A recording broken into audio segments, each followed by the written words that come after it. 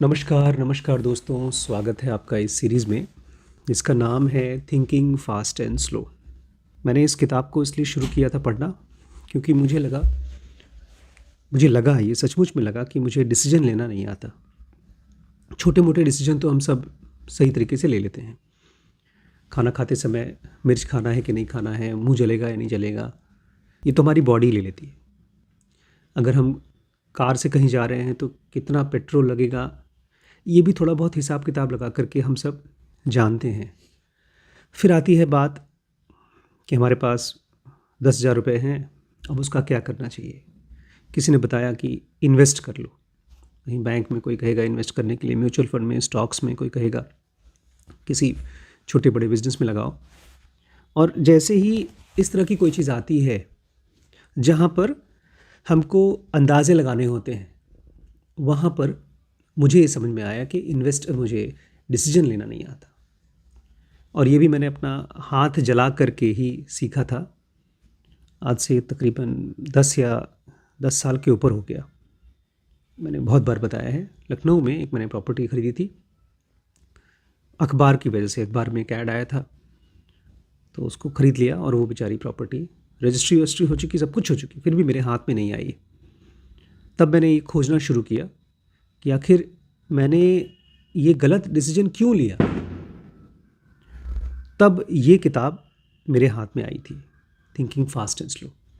Decision making के ऊपर पिछले 100 सालों में सबसे इम्पॉर्टेंट खोज है थिंकिंग फास्ट एंड स्लो। इसका एप्लीकेशन तुरंत हम लगा सकते हैं अगर समझ जाएं तो इस किताब में 2 मेन चीज़ें हैं जो शुरू से ही आपको बार बार सुनने को मिलेगा। एक है ह्यूरिस्टिक और एक है बायसेस। एक बार बोलेंगे?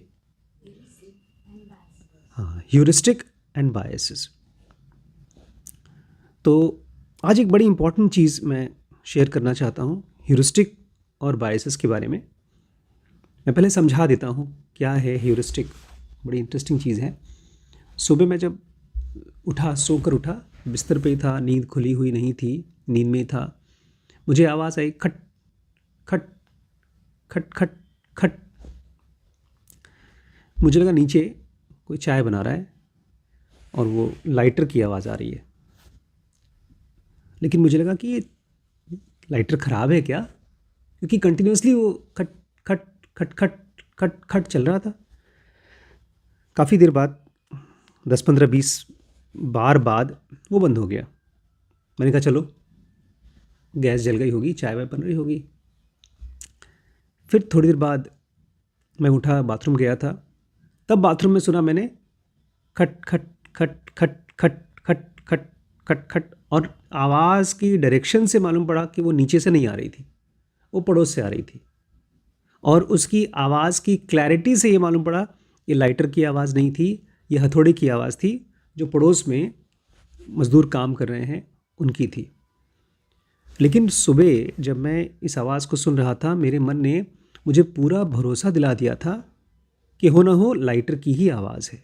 मैंने मान भी लिया और मैं जब वो आवाज़ आना बंद हो गई तो मैं सुकून में आ गया कि चलो काम हो गया। नहीं तो मुझे नीचे जाना पड़ता, बताना पड़ता कि ये लाइटर काम नहीं कर रहा है। एक ही छोटा सा एग्जांपल दिया है मैंने ह्यूरिस्टिक्स और बायसेस का।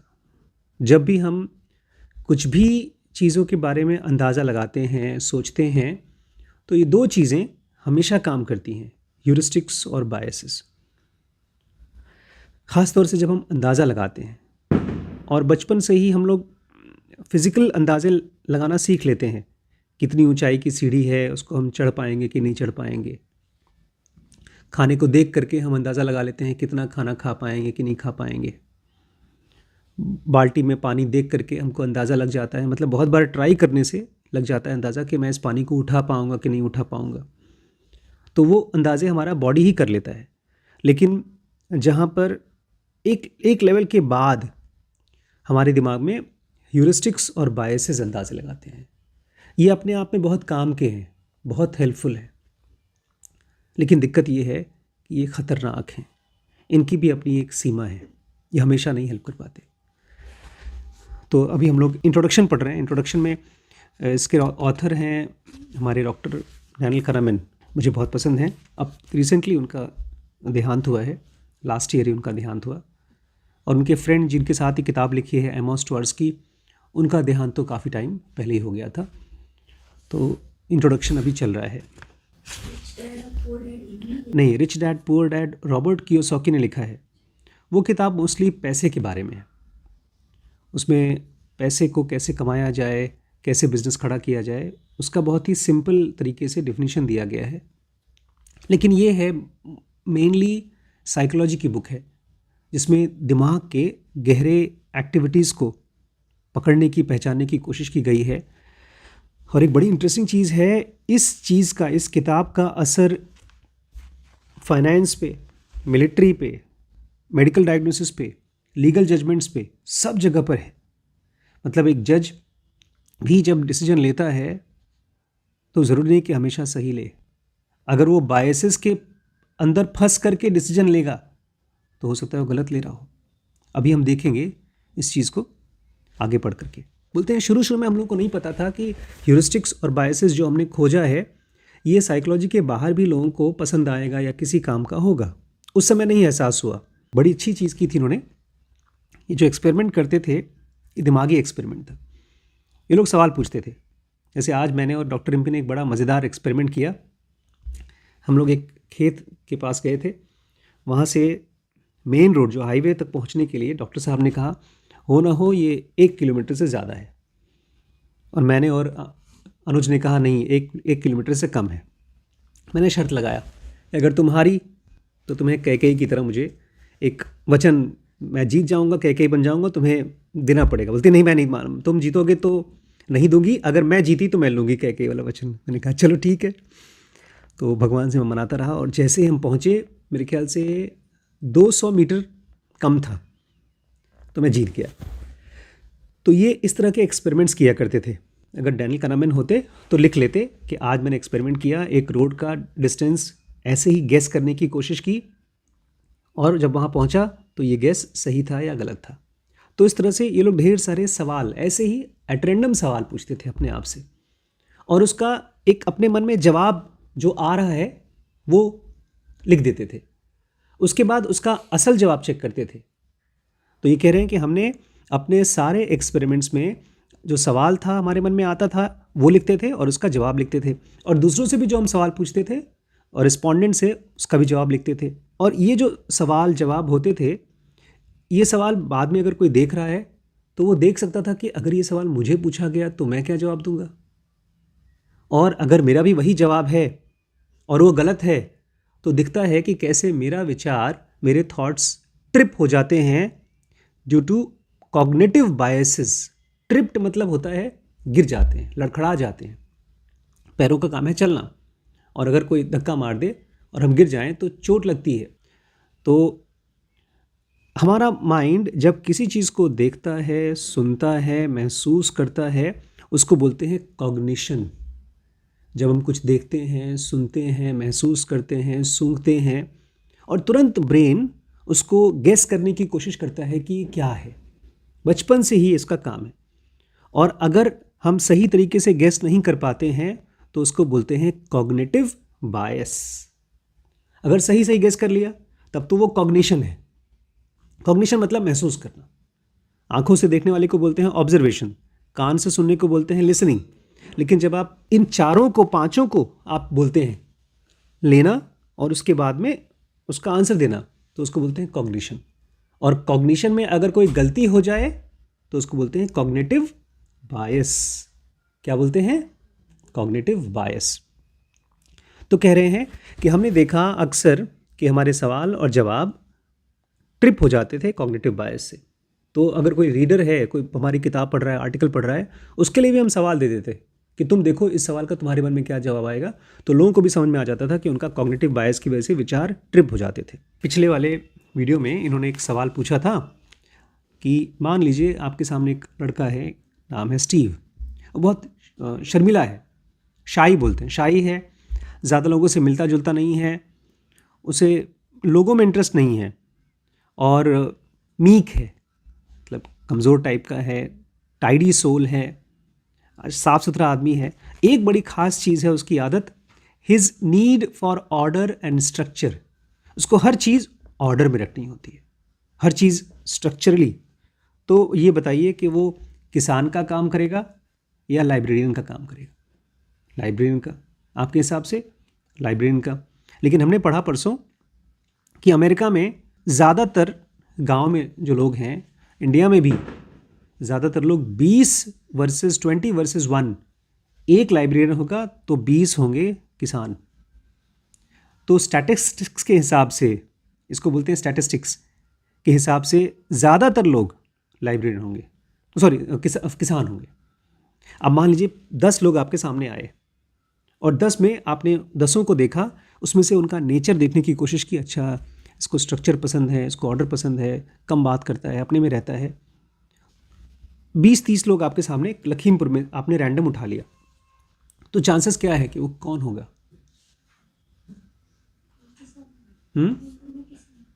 क्या चीज़? लखीमपुर में किसान होगा। यही स्टैटिस्टिक्स अमेरिका में भी लागू है। हम लोगों को लगता होगा कि अमेरिका तो बहुत महान देश है और वहाँ पर किसान कम है, वहाँ पर भी किसान ज़्यादा है। तो स्टैटिस्टिक्स के हिसाब से किसान ज़्यादा पाए जाते हैं। तो सही आंसर ये है कि ये लड़का किसान है, इसके ज़्यादा चांसेस हैं, इसको बोलते हैं प्रोबेबिलिटी। तो देखा, हमारा जो रिजल्ट था, आंसर था, वो कॉग्निटिव बायस से ट्रिप हो गया। हमारे दिमाग में था कि ये आदमी कम बात करता है, ऑर्डर पसंद है, स्ट्रक्चर पसंद है, तो ये सब चीज़ें तो फिर किसान ही होगा, लाइब्रेरियन होगा, लेकिन असल में वो किसान होगा।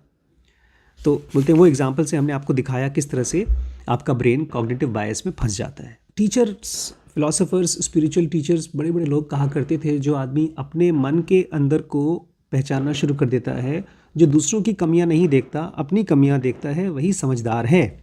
वो तो ये कहा करते थे कि वो स्पिरिचुअल है। लेकिन यहाँ पर इस चीज़ को एक नए लेवल पे लेकर गए हैं डैनियल kahneman। मुझे बड़ी खुशी होती है क्योंकि डैनियल kahneman कहीं से भी स्पिरिचुअल टीचर नहीं है। इस पूरी किताब में न जिक्र है किसी बाइबल का, न कुरान का, न भगवद गीता का, न किसी और स्क्रिप्चर का। ये पूरी की पूरी तरह से साइकोलॉजी की बुक है और उस साइकोलॉजी की बुक में बताया गया कि इंसान के ब्रेन में, थॉट प्रोसेस में कमियां हैं। चाहे कोई भी प्रोफेशन में हो, लोगों ने देखा कि हमारे थिंकिंग में फ्लॉ है। आज मैंने सुबह निकला तो 6 अलग अलग प्लॉट्स और 6 खेत देखे, और पिछले साल भर में कम से कम 150 नहीं तो कम से कम 100 तो मैंने खेत और प्लॉट देखे होंगे। अब उन सब का मेरे दिमाग में एक कैलकुलेशन स्टोर होता जाता है। इसलिए अगर कोई किसी की रेट बताता है, ये ज़मीन इस रेट की है, वो ज़मीन उस रेट की है, पहले नहीं बता पाता था मैं। पहले मुझे लगता था अरे यार, इसने कहा है कि 100 रुपये स्क्वायर फिट है, सस्ती होगी, क्योंकि मेरे घर के बगल में जो ज़मीन है वो तो 3000 रुपये स्क्वायर फिट है और ये तो 100 रुपये स्क्वायर फिट है। और इस तक चक्कर में मैं एक ज़मीन में फंस भी गया हूँ। मैं उस समय सबसे पहली ज़मीन मैंने वही ली थी लखीमपुर में। यहाँ जहाँ मैं अभी हम लोग रह रहे हैं, यहाँ पर जितने भी ज़मीनें देखी थी सब 1000, 1500, 2000, 2500 रुपये पर स्क्वायर फिट थी। और जब वो ज़मीन देखी जो मैंने ले लिया, वो थी 200 रुपये स्क्वायर फिट। अब मुझे बड़ी खुशी हुई कि यार कहाँ 2000 रुपये और कहाँ 200 रुपये। बहुत खुश हो गया मैं और मैंने ले लिया। और वो ज़मीन 10 साल पहले ली थी, 12 साल पहले। वो आज तक 200 रुपये स्क्वायर फिट नहीं हो पाई है। वो खाली उस आदमी ने कहा था कि 200 रुपये स्क्वायर फिट है, लेकिन उससे भी बहुत सस्ती थी और अभी भी सस्ती है। ज़मीनों का एक रिश्ता होता है रोड से, कितनी चौड़ी रोड पर है और रोड पर कितना उसका फ्रंट है, प्लस कितना किसी बस्ती से वो दूर है या पास है। इस तरह के ढेर सारे क्राइटेरियाज मुझे नहीं पता थे पहले। तो मुझे फर्स्ट टाइम तभी पता चला, तब, और जब मैंने लखनऊ में प्लॉट लिया, कि मेरे थिंकिंग प्रोसेस में क्या है, फ्लॉ। क्या है फ्लॉ? माने कमी है। मुझे सोचना नहीं आता। 100, 200, 500 सालों से ये माना जाता था कि इंसान का माइंड रैशनल है और लॉजिकल है। रैशनल मतलब समझदार है, सही सही चीज़ें सोचता है। लॉजिकल मतलब चीज़ें लॉजिक में सोचता है, एक नियम के हिसाब से सोचता है। लेकिन अब इस एक्सपेरिमेंट को देखने के बाद समझदार लोगों ने भी ये देखा कि ऐसा सच नहीं है। हमारा ब्रेन चाहे कितना भी पढ़ा लिखा हो, उसके अंदर में कॉग्निटिव बायसेस हैं। वो लॉजिकल और रैशनल नहीं है। बोलते हैं इसको हमने बहुत अलग तरीके से एक्सपेरिमेंट किया। अगर हमने वैसा एक्सपेरिमेंट किया होता जैसा पहले लोगों ने किया होता तो लोगों को मज़ा नहीं आता, लोग बिलीव नहीं करते। इसलिए हमने कन्वेंशनल तरीके से जैसे होता है वैसे नहीं किया। और इसके पहले जितनी भी साइकोलॉजी की पढ़ाइयाँ हुई थी, रिसर्च हुआ था, पीएचडी वगैरह हुआ था, वो सब के सब साइकोलॉजी के अंडर ग्रेजुएट्स करते थे, बच्चे करते थे। उसका जो रिजल्ट आ गया उसको लोग मान लेते थे कि ये सही है गलत है। लेकिन यहाँ पर हमने वो नहीं किया, बच्चों को नहीं दिया, स्कूल के कॉलेज के बच्चों को नहीं दिया स्टडीज़ करने के लिए। अच्छा, ये भी नहीं है कि हमने कुछ अलग ऐसा किया हो कि लोगों को इन्फ्लुएंस करना चाहते हैं अपने रिसर्च से। नॉर्मली जब रिसर्च होता है तो ऐसा होता है 100, 200, 500, 1000 लोगों को क्वेश्चन पूछा जाता है और उसका रिजल्ट लिखा जाता है। वही सब जगह होता है। अगर मुझे मेडिकल में रिसर्च करना है और मैं लिवर के ऊपर रिसर्च करना हूँ, लिवर की बीमारी के ऊपर, तो मुझे 500, 1000, 10,000 लिवर के पेशेंट्स को स्टडी करना पड़ेगा। ऐसे ही साइकोलॉजी में भी होता है। यहाँ पर बोलते हैं हमने क्या किया, अपने मन में जो विचार आते थे उनका क्या आंसर मन में आ रहा है वो लिखना शुरू किया। इससे हमारा जो एक्सपेरिमेंट था वो फन था, मज़ेदार था। कोई भी आदमी कहीं पर भी बैठा है वो अपना एक एक्सपेरिमेंट कर सकता है। हम ये नहीं कह सकते, मतलब वो आदमी ये नहीं कह सकता अच्छा उन लोगों के साथ तो ये प्रॉब्लम है, उनका दिमाग तो लॉजिकल नहीं है, हमारा दिमाग लॉजिकल है। क्योंकि ये आप अभी के अभी बैठे हैं और अपने आप को पूछेंगे तो आपका दिमाग इलॉजिक गलत आंसर्स देगा ही। जैसे मेरे साथ सुबह सुबह हुआ, कहाँ मैं हथौड़े को लाइटर समझ रहा था। एक चीज़ आप इस किताब में बार बार देखेंगे, luck plays a large role in every story of success. ये बहुत इंपॉर्टेंट ज्ञान है इस किताब में, और अब तो मैं सब जगह देखता हूँ। Luck plays a large role in success, story of success. अगर कहीं पर भी कोई आदमी सक्सेसफुल हुआ है तो उसमें सबसे बड़ा रोल है लक का। ये इस किताब में बार बार आपको पढ़ाया जाएगा, बताया जाएगा। और आप देखेंगे हर एक कहानी में जहाँ कहीं पर भी आपने कोई स्टोरी सुनी कि अरे वो जानते हो वो लड़का, वो ये था और उसने ये काम किया और बड़ा सक्सेसफुल हो गया, तो आपको लगेगा, लॉजिक कहेगी अच्छा अगर हलवाई का लड़का है और उसको होटल के बिजनेस में डाल दिया तो ज़रूर सक्सेसफुल होगा, क्योंकि हलवाई का लड़का है, बचपन से ही मिठाई के साथ खेला है। लेकिन वहीं पर आप देखेंगे 10 और हलवाई हैं, उनके बच्चे मिठाई की दुकान नहीं चला पा रहे। क्या हो गया? खेला खाया है, तुम्हें भी हलवाई के खानदान में जाना चाहिए। लेकिन अगर उस स्टोरी में आप थोड़ी सी ट्विस्ट कर देंगे तो आप देखेंगे वो चीज़ नहीं काम करती, वो झूठ है। वही जो रिमार्केबल सक्सेस था वो मीडियोकर आउटकम हो जाएगा, मतलब छोटा मोटा सक्सेस हो जाएगा। और यहाँ पर हमारी कहानी भी वही है कि जब भी हम भी, ये किताब में भी हम सक्सेसफुल इसलिए हुए क्योंकि हम किस्मत वाले थे। किस्मत से, भगवान की कृपा से ये रिसर्च कर पाए। हमने पहले सोचा नहीं था कि ये इतना बड़ा रिसर्च हो जाएगा कि पूरी दुनिया के अलग अलग क्षेत्र में, अलग अलग बिजनेसेस में, अलग अलग चीज़ों में हम इतनी बड़ी इम्पैक्ट डाल पाएंगे। अभी रिसेंटली जेलेंस्की नाम का एक प्रेसिडेंट है यूक्रेन का, और डोनाल्ड ट्रंप नाम के एक प्रेसिडेंट हैं अमेरिका के। जेलेंस्की जो यूक्रेन के प्रेसिडेंट हैं वो 3 साल से वॉर लड़ रहे हैं, लड़ाई लड़ रहे हैं बेचारे उनके साथ, रशिया के साथ। उनको बुलाया, ट्रंप ने अपने यहाँ बुलाया और उनके साथ बहस कर रहे थे कि तुम लड़ाई बंद कर दो, पुतिन की बात मान लो और लड़ाई बंद कर दो। रशिया बहुत बड़ा देश है और उसने कहा था पुतिन ने कि हम 3 दिन के अंदर इनको हरा देंगे। वो 3 साल तक कभी लड़ाई चल रही है। तो ये जो 3 दिन था उसका कॉग्निटिव बायस था। रशिया का साइज़ और इनका साइज़ ऐसे है जैसे कि अगर ये रशिया है तो इतना बड़ा होगा यूक्रेन। लेकिन 3 साल से बेचारा रशिया लड़ाई लड़ रहा है और इनको हरा नहीं पाया। लेकिन मैं आपको दूसरी बात बताना चाहता हूँ। बहुत फेमस हो गई ये मीटिंग हमारे जेलेंस्की और ट्रंप की। पता है क्यों फेमस हुई? अजीबो गरीब क्वेश्चन पूछा गया है। आज तक इतनी बेकार मीटिंग डिप्लोमैट्स की, 2 देशों के राजाओं की कभी नहीं हुई। पूरी मीडिया ये कह रही है। क्वेश्चन क्या पूछा गया? जेलेंस्की को वाइट हाउस में बिठा करके, जैसे हमारे घर में आप लोग आए, बड़े इंपॉर्टेंट मेंबर्स हैं, एक क्वेश्चन पूछा गया कि आपने सूट क्यों नहीं पहना? सारे बड़े बड़े लोग, वीआईपी लोग जब आते हैं तो सूट पहनते हैं। आप क्या हमारे राष्ट्रपति को इज्जत नहीं करते? सूट क्यों नहीं पहना? उसके बाद बार बार वो कह रहे हैं कि अगर तुम हार नहीं मानोगे, तुम अगर लड़ाई बंद नहीं करोगे, इसका मतलब तुम्हारे राष्ट्रपति को इज्जत नहीं दे रहे हो। हम तुमको सपोर्ट नहीं करेंगे अगर तुम हार नहीं मानोगे। और ये मैं सोच रहा था कि ये सब नौटंकी क्यों? मीडिया मतलब टीवी स्क्रीन में आप देखेंगे जैसे कोई दो गांव के बच्चे, मैं गांव के बच्चे इसलिए बोल रहा हूँ बिकॉज जब लड़ाई करते हैं तो गांव के भी और शहर के सबके सब ऐसी बात करते हैं। एक ने अपनी बात बोली, दूसरा उस बात को कंप्लीट होने से पहले ही अपनी बात बोलता है, फिर ये पहली बात बोलता है, ये फिर दूसरी बात बोलता है। जैसे एक बात में बोला उसने, वाइस प्रेसिडेंट वहाँ पर बैठे थे, बोलते हैं कि आपको पता है आपको अगर हम सपोर्ट नहीं करेंगे तो आप हार जाएंगे, 3 दिन में हार जाएंगे। तो इसने कहा, ज़ेलेंस्की ने कहा, मुझे पता है कि आप अगर सपोर्ट नहीं करेंगे लेकिन आपको भी ऐसी प्रॉब्लम आ सकती है। आप जैसे उसने ये सेंटेंस कहा, डोनाल्ड ट्रंप एकदम चिढ़ गए कि तुम्हारी हिम्मत कैसे हुई हमारे देश के बारे में बोलने की कि हमको ऐसा कुछ हो जाएगा। अब ज़ेलेंस्की समझा रहा है कि नहीं मैं ये नहीं कर रहा, आपके साथ कुछ होगा लेकिन आपके साथ भी ऐसा हो सकता। अरे कैसे, तुम्हारी हिम्मत कैसे हुई, तुम्हारी हिम्मत कैसे हुई, ये बोलता है। लेकिन मेरे मन में एक बात क्लियर हो गई इस चीज़ से कि अभी भी इंसान, हमारा ब्रेन इतना डेवलप नहीं है कि इसको बेवकूफ़ी की तरह देख सके। मैं क्यों कह रहा हूँ बेवकूफ़ी? मीडिया एक ऐसी चीज़ है जो आपको कॉग्निटिव बायसेस दिखाता है। मतलब नहीं, कॉग्निटिव बायसेस नहीं दिखाता, वो आपको बायस करता है। अगर आपके सामने दो लोग खड़े हों और बहस कर रहे हों और उनकी खास खास चीज़ें आपको दिखाई जाएं, एक आदमी के मुंह से गाली निकलता हुआ दिखाया जाए और दूसरे के मुंह से कुछ अच्छी बात निकलता हुआ दिखाया जाए, और असल में उस आदमी ने गाली से पहले उसको एक झापड़ मारा हो, वो ना दिखाया जाए, तो आप सोचेंगे कि ये विलन है। और यही पिछले कई सालों से, चाहे इंडिया है, चाहे रशिया है, चाहे यूक्रेन है, सब जगह हो रहा है।